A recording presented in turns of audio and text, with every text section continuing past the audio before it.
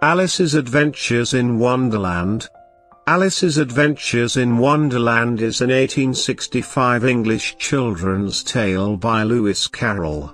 A young girl named Alice falls through a rabbit hole into a fantasy world of anthropomorphic creatures. It is seen as a prime example of the literary nonsense genre. Its play with logic gives the story lasting popularity with adults as well as children. One of the best-known works of Victorian English fiction, its narrative, structure, characters and imagery have had huge influence on popular culture and literature. Especially in the fantasy genre. The book has never been out of print and has been translated into at least 97 languages. Its legacy covers adaptations for stage, screen, radio, art, ballet, theme parks, board games and video games. Carroll published a sequel in 1871 entitled Through the Looking Glass and a shortened version for young children, The Nursery Alice, in 1890.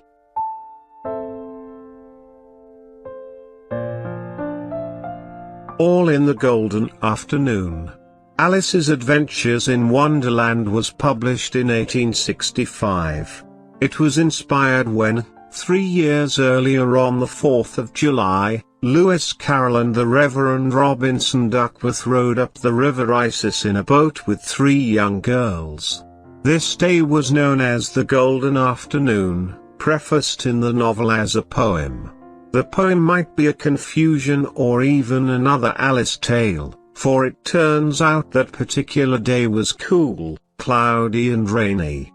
The 3 girls were the daughters of scholar Henry Liddell, Lorena Charlotte Liddell, Alice Pleasance Liddell, and Edith Mary Liddell. The journey began at Folly Bridge, Oxford and ended 5 miles away in the Oxfordshire village of Godstow. During the trip, Dodgson told the girls a story that featured a bored little girl named Alice who goes looking for an adventure. The girls loved it, and Alice Liddell asked Dodgson to write it down for her.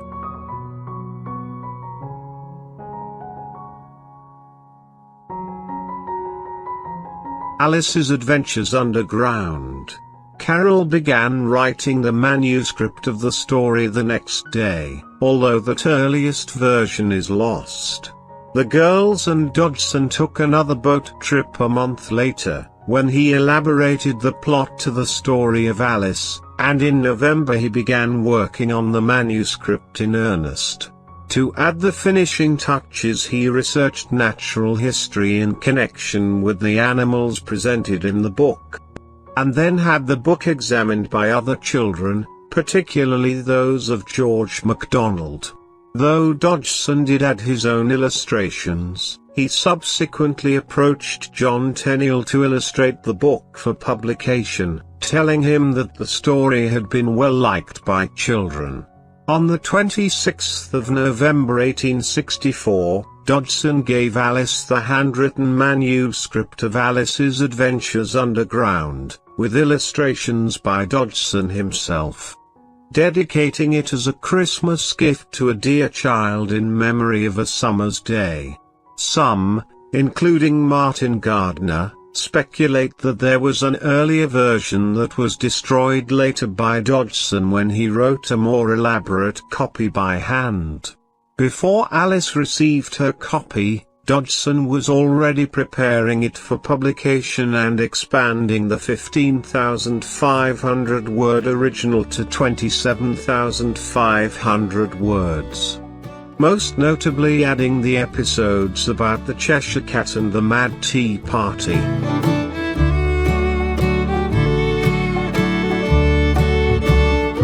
Chapter 1, Down the Rabbit Hole. Alice, a 7-year-old girl, is feeling bored and drowsy while sitting on the riverbank with her elder sister. She notices a talking, clothed white rabbit with a pocket watch run past. She follows it down a rabbit hole where she suddenly falls a long way to a curious hall with many locked doors of all sizes. She finds a little key to a door too small for her to fit through, but through it, she sees an attractive garden. She then discovers a bottle on a table labeled "Drink Me," the contents of which cause her to shrink too small to reach the key which she had left on the table. She subsequently eats a cake labeled "Eat Me" in currants as the chapter closes.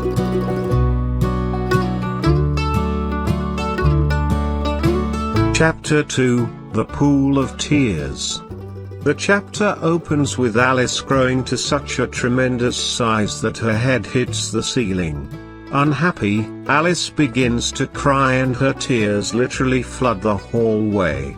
After she picks up a fan that causes her to shrink back down, Alice swims through her own tears and meets a mouse, who is swimming as well. Alice, thinking he may be a French mouse, tries to make small talk with him in elementary French. Her opening gambit "Où est ma chatte?" Transl. Where is my cat? However, offends the mouse, who then tries to escape her.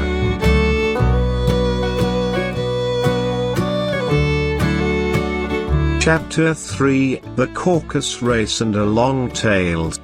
The Sea of Tears becomes crowded with other animals and birds that have been swept away by the rising waters.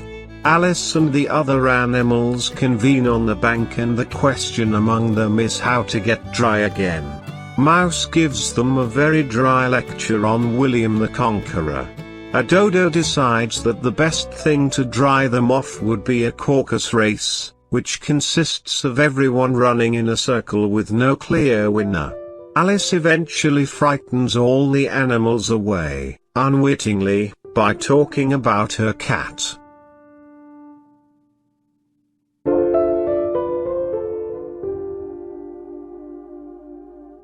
Chapter 4, The Rabbit Sends a Little Bill. White Rabbit appears again in search of the Duchess's gloves and fan. Mistaking her for his maidservant, Mary Ann, Rabbit orders Alice to go into the house and retrieve them. Inside the house she finds another little bottle and drinks from it, immediately beginning to grow again. The horrified Rabbit orders his gardener, Bill the Lizard, to climb on the roof and go down the chimney. Outside, Alice hears the voices of animals that have gathered to gawk at her giant arm. The crowd hurls pebbles at her, which turn into little cakes. Alice eats them, and they reduce her again in size.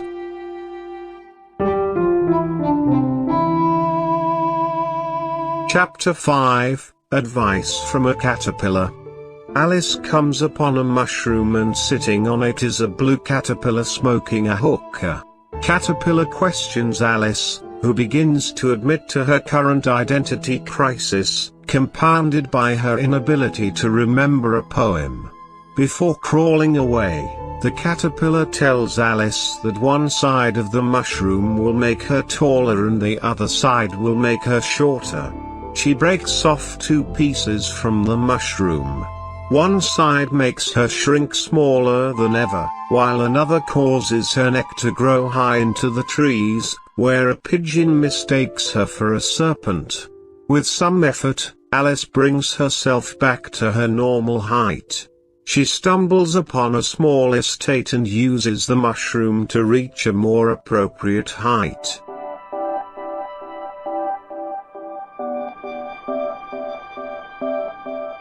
Chapter 6, Pig and Pepper. A fish footman has an invitation for the Duchess of the house, which he delivers to a frog footman. Alice observes this transaction and, after a perplexing conversation with the frog, lets herself into the house. The Duchess's cook is throwing dishes and making a soup that has too much pepper, which causes Alice, the Duchess, and her baby to sneeze violently. Alice is given the baby by the Duchess and, to Alice's surprise, the baby turns into a pig. The Cheshire Cat appears in a tree, directing her to the March Hare's house. He disappears, but his grin remains behind to float on its own in the air, prompting Alice to remark that she has often seen a cat without a grin but never a grin without a cat.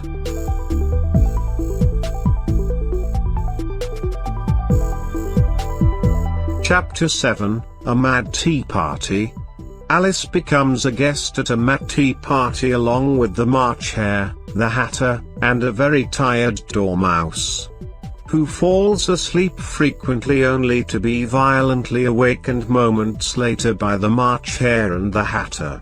The characters give Alice many riddles and stories, including the famous "Why is a raven like a writing desk?" The Hatter reveals that they have tea all day because time has punished him by eternally standing still at 6 p.m. Alice becomes insulted and tired of being bombarded with riddles, and she leaves, saying it is the stupidest tea party that she has ever been to.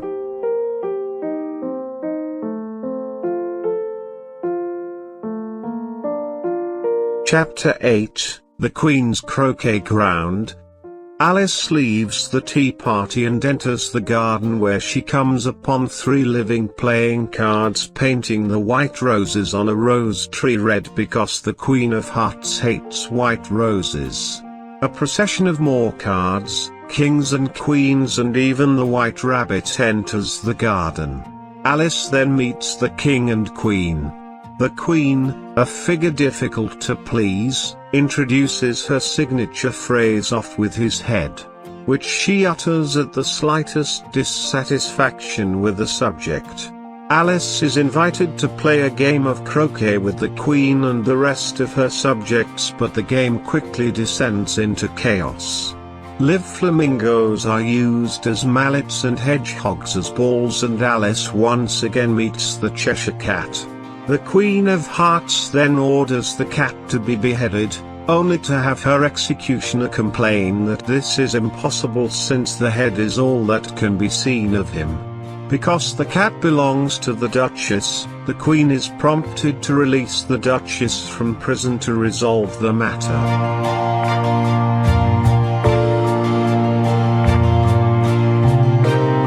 Chapter 9, The Mock Turtle Story. The Duchess is brought to the croquet ground at Alice's request. She ruminates on finding morals in everything around her. The Queen of Hearts dismisses her on the threat of execution, and she introduces Alice to the Griffin, who takes her to the Mock Turtle. The Mock Turtle is very sad, even though he has no sorrow. He tries to tell his story about how he used to be a real turtle in school, which the Griffin interrupts so they can play a game.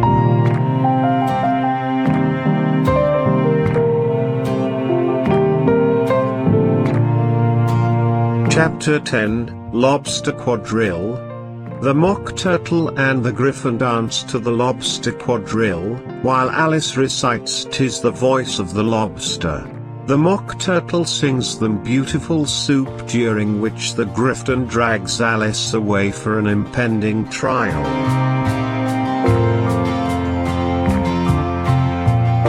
Chapter 11, Who Stole the Tarts? Alice attends a trial whereby the Knave of Hearts is accused of stealing the Queen's tarts.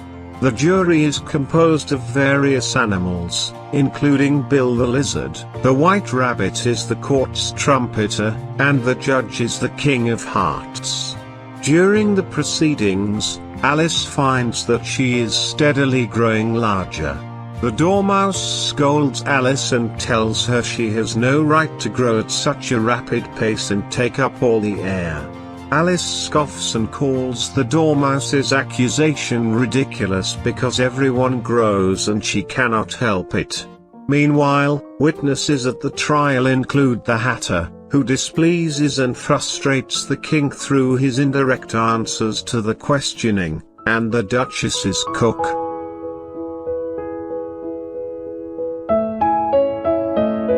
Chapter 12, Alice's Evidence. Alice is then called up as a witness. She accidentally knocks over the jury box with the animals inside them, and the king orders the animals to be placed back into their seats before the trial continues.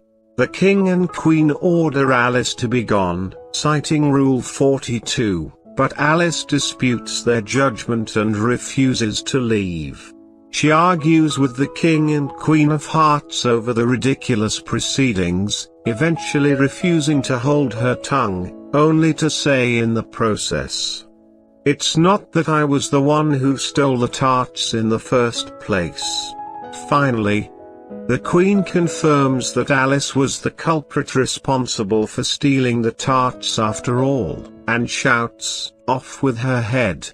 But Alice is unafraid, calling them just a pack of cards. Although Alice holds her own for a time, the card guards soon gang up and start to swarm all over her.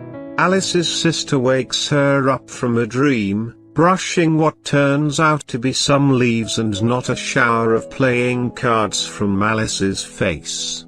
Alice leaves her sister on the bank to imagine all the curious happenings for herself.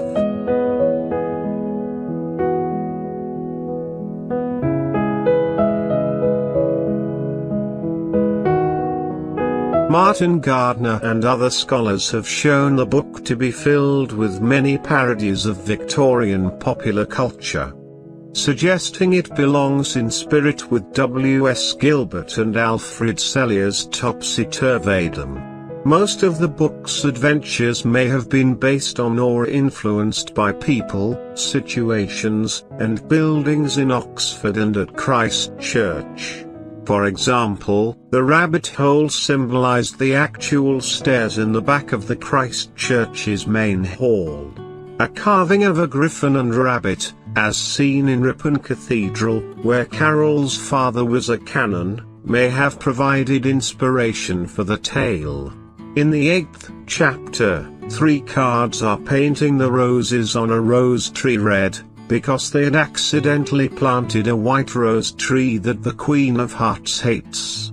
Red roses symbolized the English House of Lancaster, while white roses symbolized their rival House of York, thus the wars between them were the Wars of the Roses. While the book has remained in print and continually inspires new adaptations, the cultural material from which it draws has become largely specialized knowledge. Dr. Leon Coward asserts the book suffers from readings which reflect today's fascination with postmodernism and psychology, rather than delving into an historically informed interpretation, and speculates that this has been partly driven by audiences encountering the narrative through a second-hand source. Explaining our impressions of the original text are based on a multiplicity of reinterpretations. We don't necessarily realize we're missing anything in understanding the original product, because we're usually never dealing with the original product.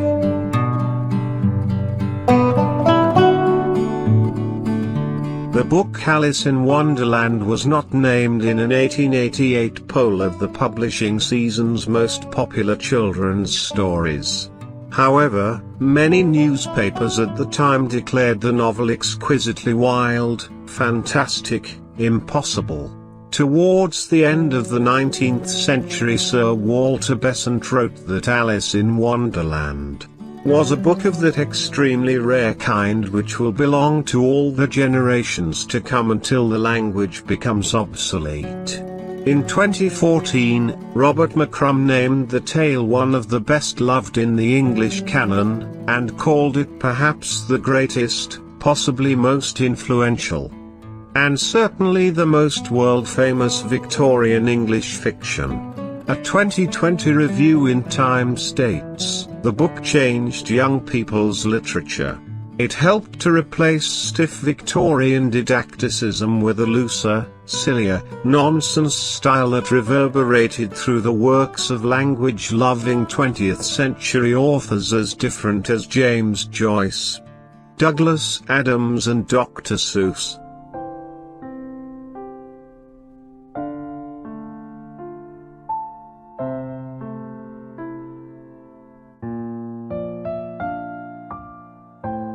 In 2015, Robert Douglas Fairhurst in The Guardian wrote, "Since the first publication of Alice's Adventures in Wonderland 150 years ago, Lewis Carroll's work has spawned a whole industry. From films and theme park rides to products such as a cute and sassy Alice costume. The blank-faced little girl made famous by John Tenniel's original illustrations has become a cultural inkblot we can interpret in any way we like. Alice and the rest of Wonderland continue to inspire or influence many other works of art to this day, sometimes indirectly via the 1951 Disney movie, for example. References, homages, reworkings and derivative works can be found in many works of literature, film, theater, visual art, music, and games." Labeled a dauntless, no-nonsense heroine by The Guardian, the character of the plucky, yet proper, Alice has proven immensely popular and inspired similar heroines in literature and pop culture. Many also named Alice in homage.